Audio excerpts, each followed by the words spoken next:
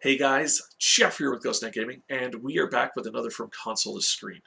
This time we are taking a look at the 2016 release of Assassin's Creed. We're going to take a look at whether it lives up to the Creed, or whether it was a bit of a letdown and we missed that haystack by a whole bunch. We're going to take a look at all the usual things. We're going to look at the story, the costumes, the effects, and physical effects, the accuracy, how fun it was, and then we're going to give it a final score.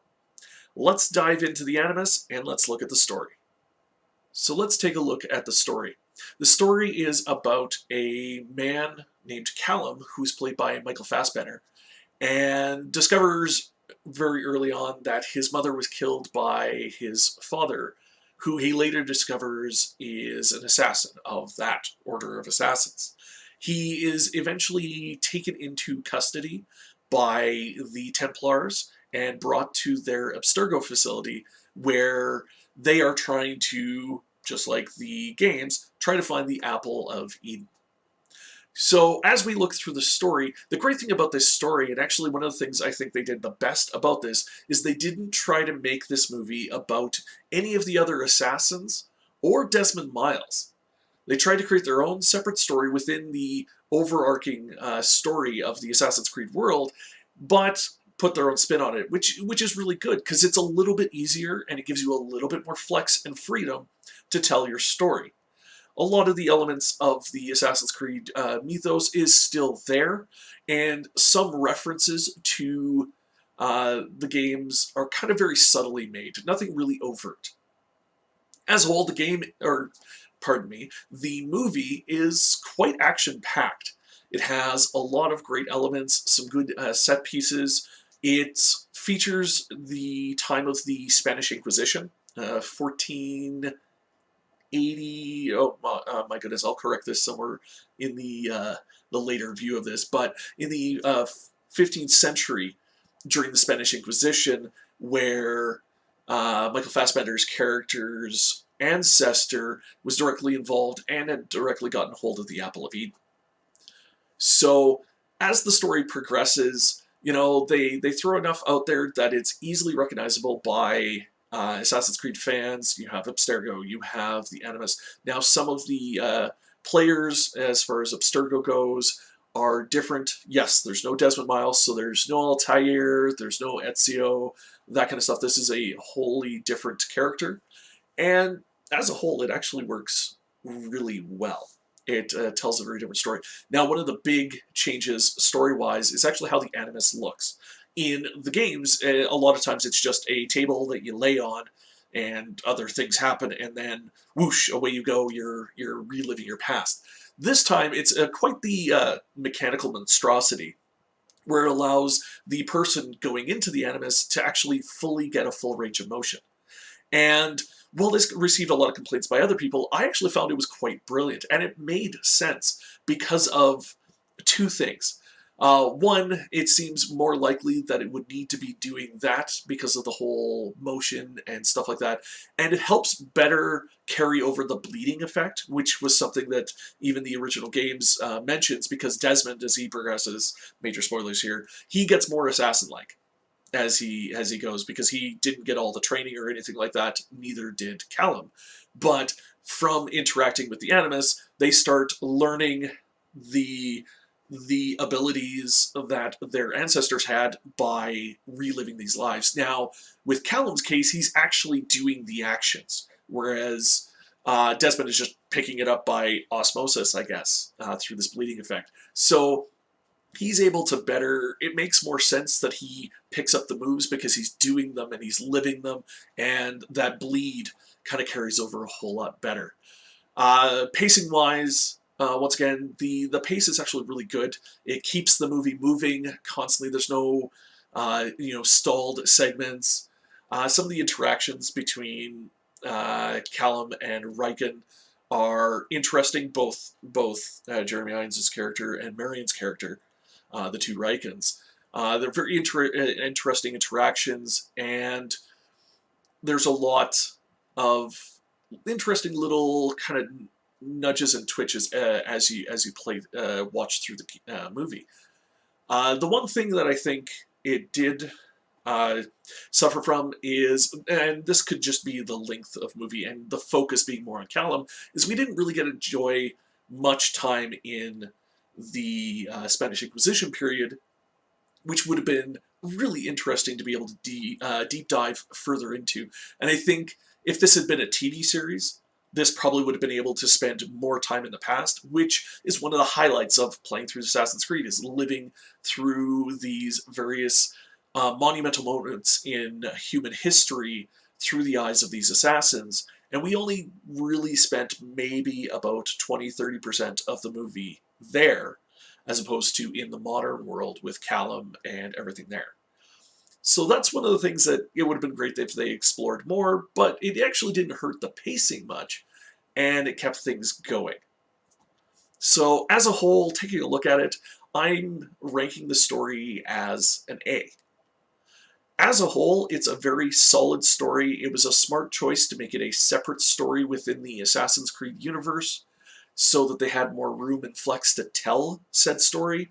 It did suffer from the lack of time in the Spanish periods, but that didn't hurt it enough to really make it too bad, and it didn't really spoil the pacing.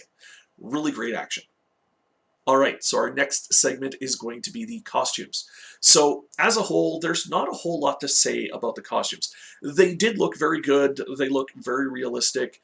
There is a certain element where, I mean, you don't see the traditional assassin's white, pretty much at all. You've got your wrist blades. That's good. They actually make reference to having to remove the ring finger to be able to use the blades early on in the movie. So they take care of that, and you can see the general look of the assassin's garb. Just most of it was all in black. So not really going too much into it, because that's really the authentic. We'd have to go deeper into the styles and fashions of Spanish Inquisition era Spain for me to go whether, oh my gosh, is this accurate to what Spaniards would be wearing at this time or whatever else. But beyond that, it looks good.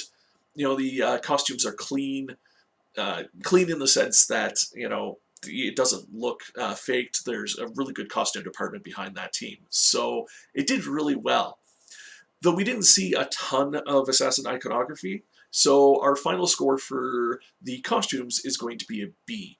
There was just not enough that made it super recognizable, other than, you know, mostly the silhouette and some of the look. Now, I know some of the later Assassin's Creeds have some darker toned outfits that would fit this, so that would probably nudge it a little bit higher up, but everything was serviceable and it looked good.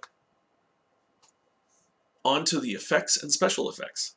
So this movie actually did really well. There are a lot of elements to this. There's a lot of special effects. There is a lot of parkour involved. There is a lot of fight choreography needed. And I mean a lot of fight choreography needed.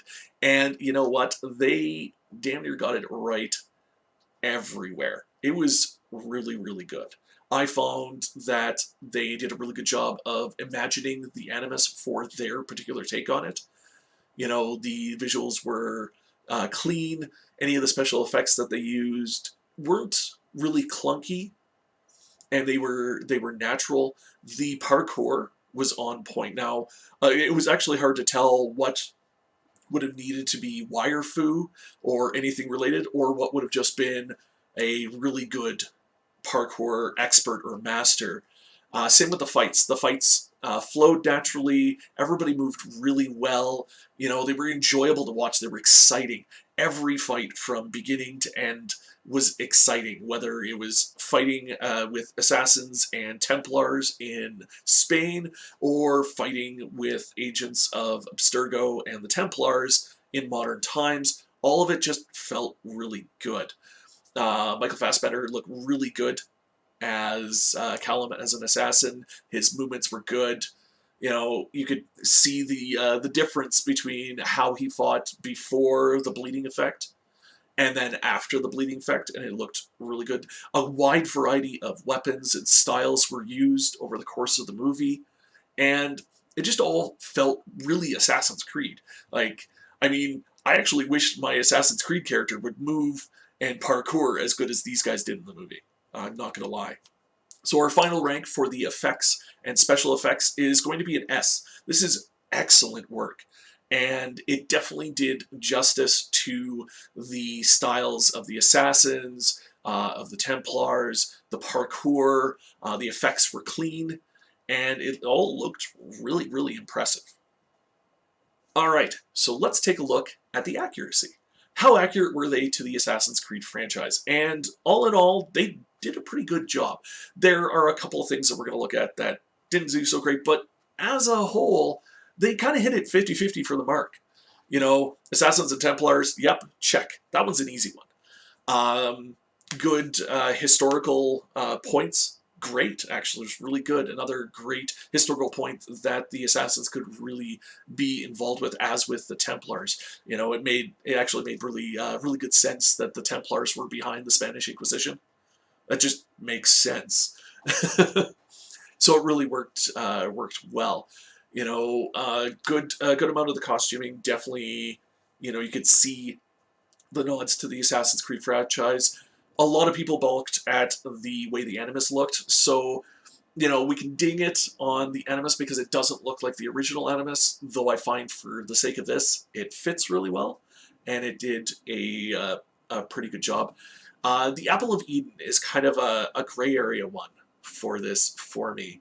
Um, you know, Miriam, the one female doctor, Rickon, she referenced that it may have been a previous species or a previous civilization once during the course of the movie, but how it functioned, though we don't have a clear view of how the apple functions in the games, you know, it kind of worked a bit differently. We never really actually saw it in action.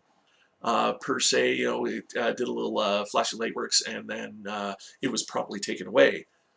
So we didn't see its full potential as the apple. Any of the first people, you know, the first civilization really didn't really get mentioned much. The whole, while still in the Animus and seeing like all his ancestors and stuff in the Animus thing was a little weird even for Assassin's Creed, but we have to take into account that the science in Assassin's Creed is already kind of janky to begin with. The whole regression and ancestor, you know, through our DNA being able to relive their lives is already, you know, pretty science fantasy to begin with. So it's hard to really judge it on that. But overall, we're going to rank accuracy at B. I mean, there's a lot of places where it gets it right, but there are a couple of things that are a little weird, like the apple and some of the other ways how the bleed effect carries over, and, you know, the emphasis on the modern times as opposed uh, to the past. Some of the ways that Abstergo functioned and its greater role within the Templars is a lot different in this. So that's where some of it deviates. All right, so before we get to our final score, let's take a look at how fun this movie is. And I'm going to put it right out there. I think it was a really fun movie to watch. It's really got great action. It pays enough homage to Assassin's Creed that you know it's an Assassin's Creed movie. But at the same time, and this is the important thing that I like to look at this, can somebody that has never played the games enjoy this and not feel like they're missing out? Sometimes when a movie is adapted from a video game, they try too hard to fill it with every nod from the game. And at the same time, some other ones deviate so far from it that there's no chance that somebody watching this may go, maybe I want to check out these games that this is based off. And this kind of falls in that happy spot in between those. There's enough there that Assassin's Creed fans will recognize it and go, okay, this is an Assassin's Creed movie. Not as many people seem to think that, but at the same time, somebody that doesn't know anything about the franchise will still have a ton of fun watching this. So when it boils down to it, I really enjoyed it, and I'm going to give the fun an A.